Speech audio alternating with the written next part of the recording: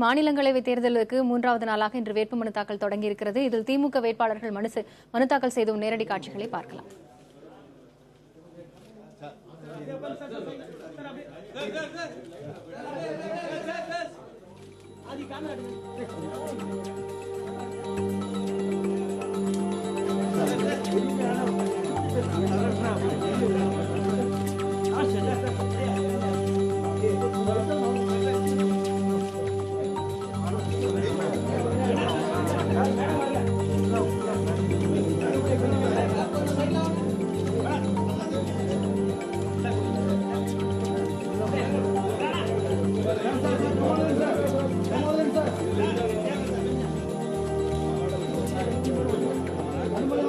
மாநிலங்களவை தேர்தலுக்கு மூன்றாவது நாளாக இன்று வேட்புமனு தாக்கல் நடைபெற்று வருகிறது. இதில் திமுகவின் வேட்பாளர்கள் தற்போது வேட்புமனுவை தாக்கல் செய்து வருகிறார்கள். அக்கட்சியின் பொருளாளர் மு க ஸ்டாலின், துரைமுருகன் உள்ளிட்ட பல்வேறு தலைவர்களும் உடன் இருக்கிறார்கள். இது பற்றி பேசுவதற்காக நம்முடைய செய்தியாளர் ஸ்டாலின் தற்போது சட்டப்பேரவை வளாகத்தில் இருக்கிறார். அவரிடம் பேசலாம்.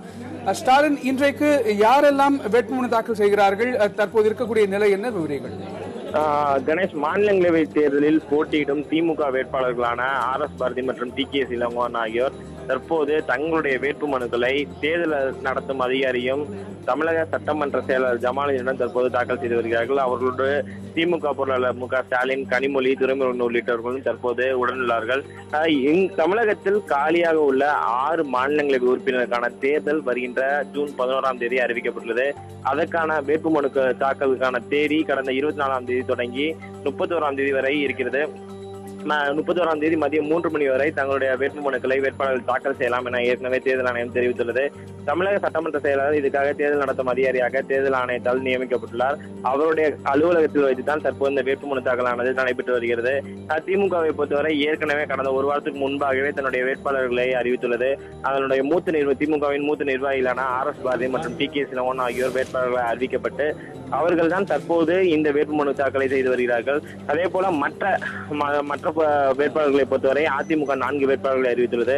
அதன் அடிப்படையில் முன்னாள் அமைச்சர் வைத்தியலிங்கம், எஸ்.ஆர். பாலசுப்ரமணியம், அதே போல தற்போதைய மாநிலங்களவை உறுப்பினர் நவநீத கிருஷ்ணன் மற்றும் விஜயகுமார் ஆகியோரின் பெயர்கள் வேட்பாளர்களாக அதிமுக சார்பில் அறிவிக்கப்பட்டுள்ளது.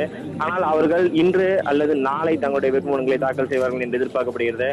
இந்த தமிழகத்தில் மொத்தம் அந்த 6 உறுப்பினர் பதவிகள் வருகின்ற ஜூன் 23ஆம் தேதியுடன் அவருடைய பதவிக்காலமானது முடிவடைகிறது. அதற்கான தேர்தல் தான் தற்போது அறிவிக்கப்பட்டு அதனுடைய நடைமுறைகள் தற்போது பின்பற்றப்பட்டு வருகின்றன.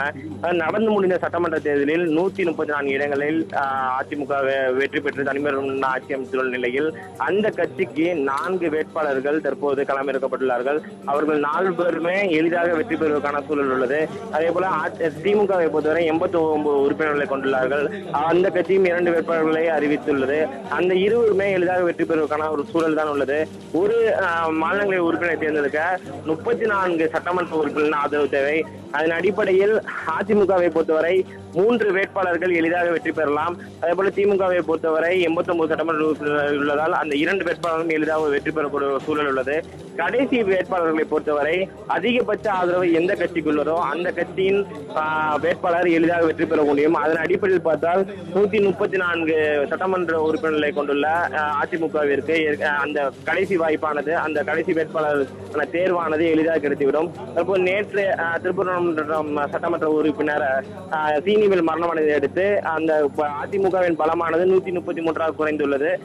இந்த நிலையில் இந்த வேட்புமனுக்களானது இன்று திமுக வேட்பாளர்களால் தாக்கல் செய்யப்பட்டு வருகிறது.